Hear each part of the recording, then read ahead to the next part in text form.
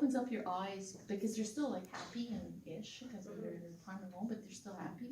Because I always feel old until I meet someone older, right? Do you understand what I mean? Like we classify ourselves, or like, you know, when you're a child and you see your mother or your aunt and you see older people, you think they're old. You get there, it's not so old. But I do, as I meet, you know, groups of friends and I get into different circles, yeah, there's always somebody who is, like you say, they have the resiliency to continue training, but like Carmen, like your friend who trains with you, I mean, 71. 71, right? And they're training together. That's a motivator for you as well. I mean, some people are working through pain, post-injury, but they still have the resiliency to try and to put that effort in. Like well, I see that, like, as we saw when UK was here, even in the Tai Chi, even in there, because I'm retired, I'm doing it with older people. And, okay, I'm sorry, I'm way out of their league. Like half of them are not even close to their league, and they're all much older than, a lot of them are much older than me.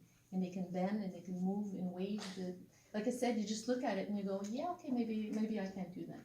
But, you know, well, yeah, if they're like doing that's it. basically I can too, because if you can bend down and touch the floor and not even bend your knees, well, and you're like 80, and I should too. That's At right. least I should try to. Right. So between the Tai Chi and then the retirement, but the retirement home is the one that really opened up my eyes to that. Yeah, and it makes you grateful, I guess, for... Oh, it does. I mean, they're just sweethearts, all of them there, but it's just, like I said, to watch them do exercise and then just to, how do you say, bring them down to the level that they can, but not just saying, you know what, I have sore knees, I have sore feet, I can't do exercise, I can hardly move. It's like, yeah, okay, no, because, you know, the 90-year-old that can hardly move, can't even walk, he's sitting on the chair and he's doing his exercise anyway, so, anyway, that was Great example. Sorry. No, don't be sorry. The last 24 hours, something that you experienced, seen, observed, you're grateful for it.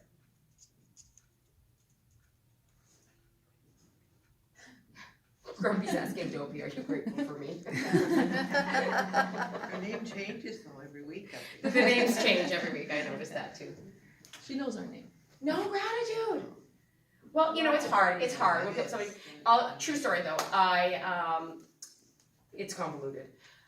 Francois was to go on a school excursion with my son. So what ended up happening was they packed their lunch up and their backpacks last night. They're getting ready, and he was away. So when he came back, I guess there might have been some backlog of personal emails that he didn't quite read. So they get to the school this morning, and Madame says, "What are you talking about? I sent you an email last week. I said we didn't need parent volunteers anymore."